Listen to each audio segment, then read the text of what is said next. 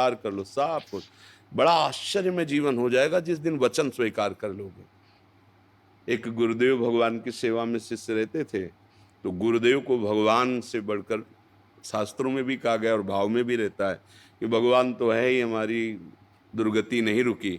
जब वही भगवान गुरुदेव रूप में आए तो अब दुर्गति हो नहीं सकती।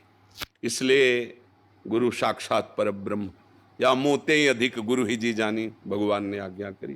वो ऐसी सेवा में तत्पर रहते थे, संतों के प्रति वैसा भाव नहीं था जैसा गुरुदेव चाहते थे।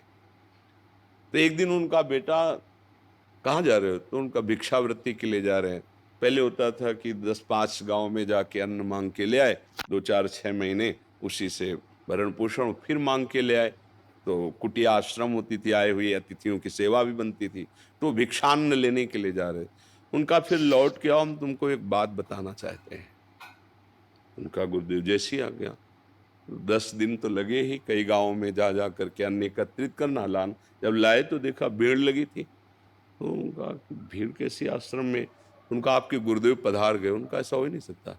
उनका तो लौट के आओगे, हम बात बताएंगे, ऐसे कैसे जा सकते? अरे बोले वो उनका विमान सजाया जा रहा है। तो नजदीक गए, भिक्षान ने रखा, साष्टांग प्रणाम किया और कहा गुरुदेव आपने कहा था लौट के आएंगे, बताएंगे, आपके वचन कभी मिथ्या नहीं हो सकते, आप सत्य स्वरूप हैं, आप बताइए क्या कहना। उठ के बैठ गए, भक्तमाल में है चरित्र।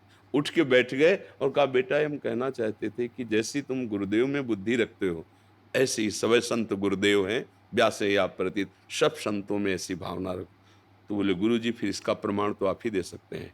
1 वर्ष रुकिए और 1 वर्ष में संतों की सेवा करता हूँ, और आपको जब ऐसा लगे कि हाँ आपकी आज्ञा का पालन करने की सामर्थ्य आ गई, तो आप चाहे अंतर्ध्यान हो जाए, चाहे विराजमान रहे, पर 1 वर्ष आपको देखना हो। 1 वर्ष तक गुरुदेव विराजमान रहे। सत्य में बहुत, अपने गुरुदेव पर ब्रह्म भाव कर पाना ये बहुत कठिन बात।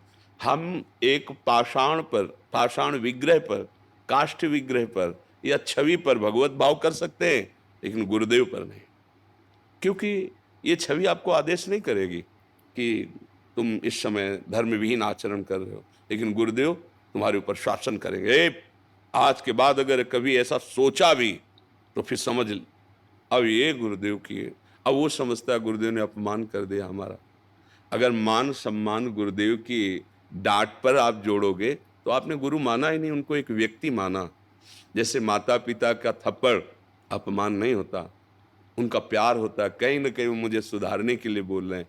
ऐसे ही गुरु हमारे परमार्थ का सृजन करने के लिए हमें डांट सकते हैं, हमें सभा में खड़ा करके वो हमको ऐसा, जिसे अपमान शब्द कहा जाता है, वो ऐसा कर सकते हैं। तो हमारा तन मन प्राण उनको समर्पित मेरा अधिकार ही नहीं है। वो डांटे तो, दुलार करे तो, जो ऐसी भावना से गुरु में समर्पित होता है वही ऊंचाई पर चढ़ता है।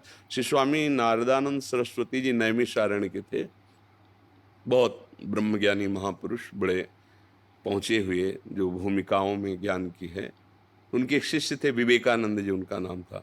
सत्संग चल रहा था, 10 हजार लोग वचनामृत का पान कर रहे थे।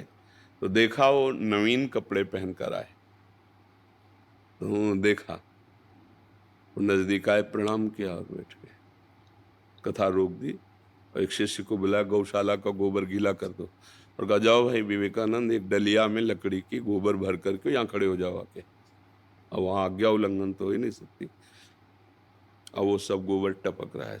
जितनी देर सत्संग हुआ तितनी देर खड़े रखा, फिर दृष्टि डाली, कोई रोष नहीं, कोई शोक नहीं, वही प्रसन्नता। उनके बाद वही वहाँ के अधिकारी बने, नैमिषारण्य के श्री नारदानंद सरस्वती जी। शिष्य तभी अधिकारी होता है जब देह भाव उनके चरणों में समर्पित हो जाए, अंतःकरण की एक एक वृत्ति उनकी आज्ञा में हो जाए, स्वभाव बन जाए गुरु की आज्ञा का पालन करना। ये तीन ही शरीर बांधे हुए हैं, स्थूल सूक्ष्म कारण। अगर स्वभाव सहित गुरुदेव को समर्पित, तो ब्रह्म रूप था, ब्रह्म रूप है, ब्रह्म रूप रहेगा, ऐसा अनुभव हो जाएगा। उससे कोई नई चीज थोड़ी हुई है। और यही अनुभव करने के लिए गुरु का वर्ण किया जाता है। माता पिता लोक व्यवहार धर्म में है, जो परम धर्म है, उसमें यदि वो हमें भजन का आदेश करते हैं और हमारी बुद्धि भगवत बुद्धि हो जाए, तो उससे भगवत प्राप्ति हो जाएगी। अगर वो उनका आदेश व्यवहार परक है और भगवत भाव विरोधी है, तो तजो पिता प्रहलाद, विभीषण बंधु, भरत महतारी, गुरुबल तजो कंत ब्रज बनितन भे मुद मंगलकारी। जाते हो स्नेह राम पद ये तो मतो हमारो, जिससे भगवान से प्रेम हो जाए, ये जीवन भगवत स्वरूप हो जाए, वो वही कार्य करने के लिए भेजे गए हैं। और वो माता से हो जाए, पिता से हो जाए, गुरु से हो जाए, जिसके संग से। और जाके संग कुमति मति उपजय करत भजन में भंग, तो फिर तजो मन हरि विमुखन को संग। फिर वो कोई हमारा संबंधी नहीं है। इस जन्म में घाटा नहीं लेना हमें, इस जन्म में हमें परम धनी होना है। नाम जप करते हुए गुरुदेव के आदेश अनुसार परम तत्व में जो हमारा स्वरूप है उसमें स्थित होना है। अब हमें व्यवहार की सत्ता नहीं रखनी। अगर ऐसे चलोगे तो अभी अवसर निकल जाओगे, नहीं आगे कलिकाल और ऐसे जाल फैला देगा, सोच भी नहीं पाओगे कि भागवत धर्म क्या है, भगवत मार्ग क्या है। केवल बातें रह जाएंगी, आचरण नहीं। भगवत प्राप्ति बातों से नहीं होती। हाँ, सत्संग सुना, उसका मनन किया और उसको आचरण में उतारा। अगर मनन नहीं तो पूरा सत्संग अधूरा, वो विशेष लाभदायक नहीं।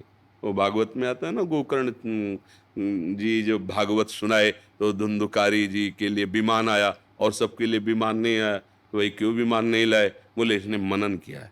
हमने मनन नहीं किया, सुना तो सबने, मनन नहीं। इसलिए सब मनन करो, अगली बार सबको विमान में है बैठकर मनन। जो हम बातें गुरुजनों की सुने, मनन, और मनन का फल है वैसे ही आचरण में स्थित हो जाए। जो सत्संग में सुना, मनन किया, तभी लाभ मिलेगा जी। दीपक तिवारी